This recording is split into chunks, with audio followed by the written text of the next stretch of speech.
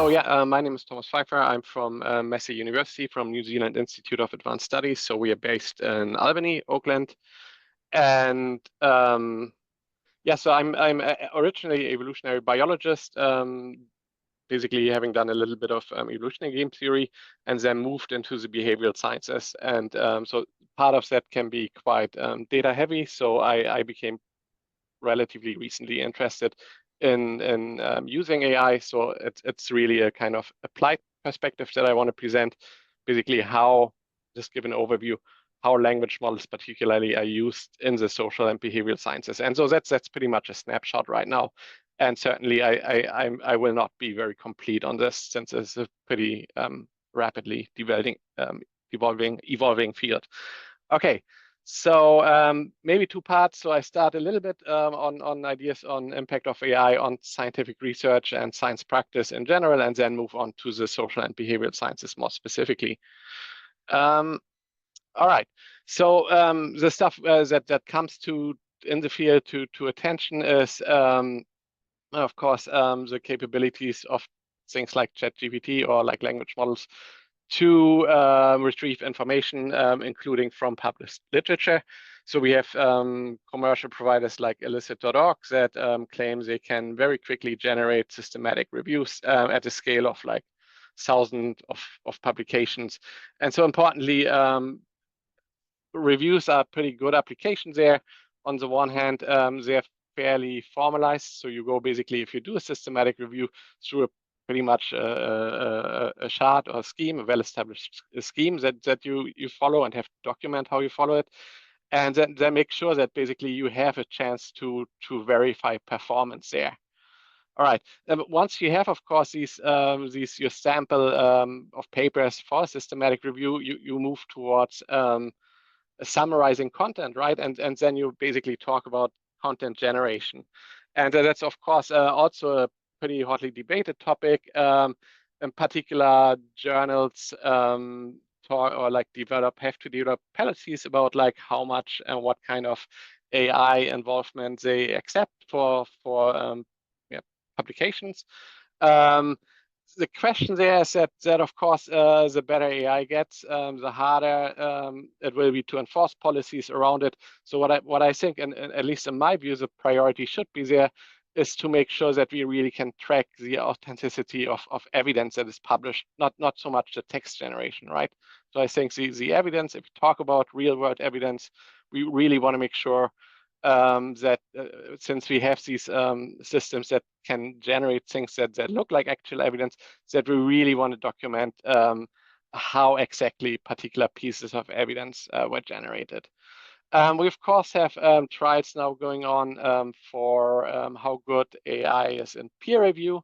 So I put a publication down here, and of course that is also something that we can expect to improve, and we have to think about how we want to integrate that into scientific workflow. And then a little bit maybe further down the road, we can also talk about AI-driven experimentation and theory development. I think that's something that's going to be fairly discipline dependent, because different research disciplines, of course, have different constraints there. But a nice paper is like, can large language models generate novel research ideas, that I put up here, which looks at computer science. Quite interesting. I think the preliminary answer is like, yeah, maybe they can. So quite interesting stuff going on. Now, a bit more focus to the behavioral sciences. What's going on there is that now we have, of course, language models that are trained to originally, I guess, complete human communication. And more than also move towards like give human-like responses to prompts. And so questions that popped up in the behavioral sciences relatively quickly is that can we learn something about humans, human biases, human heuristics by looking at language models and their responses. And so that developed into sort of a research program that at the end looks like using or going as far as using language models in simulations of human behavior, especially, of course, if our behaviors are written behaviors, as for example, questionnaire-based studies. So, and there's a lot of coming out. One very interesting study here from Stanford, Rob Willer, predicting results of social science experiments using large language models, which is basically they run basically they use a database of questionnaire studies. There was probably in several hundred studies in there.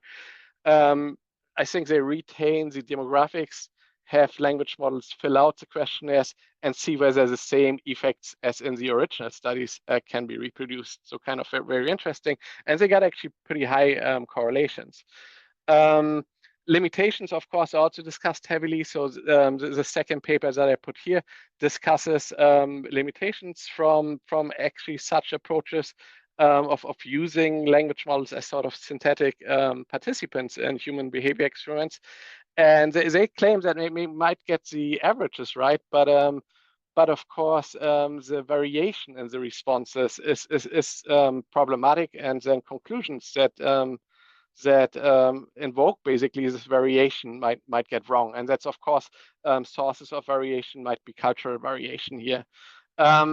Of course, on the positive side, there's also influential papers, of course, on the advantages. And one big advantage is that with language models, we can basically work around sample size limitations that we have in the social sciences. So for instance, if we want to do population-wide models of social learning using realistic degree distributions, with experience that's barely possible. And a lot of these kind of like work on deliberation social learning would require easily tens of thousands participants. So if we can use in certain conditions language models as participants, we can do simulations at a scale that we cannot otherwise really attack. So that's a sort of interesting application, I think. Part of what I'm doing in terms of much longer, because that's more than 5 minutes. Yeah. Okay. Sorry. Yeah. So here we can wrap this up pretty quickly. So what we are doing is using large language models to predict human behavior, human AI collaborations that are very important, of course, as well, using both language models and computer science approaches and lab approaches. Okay. Yeah, that's all I want to say in this case. Thank you very much. Thank you. And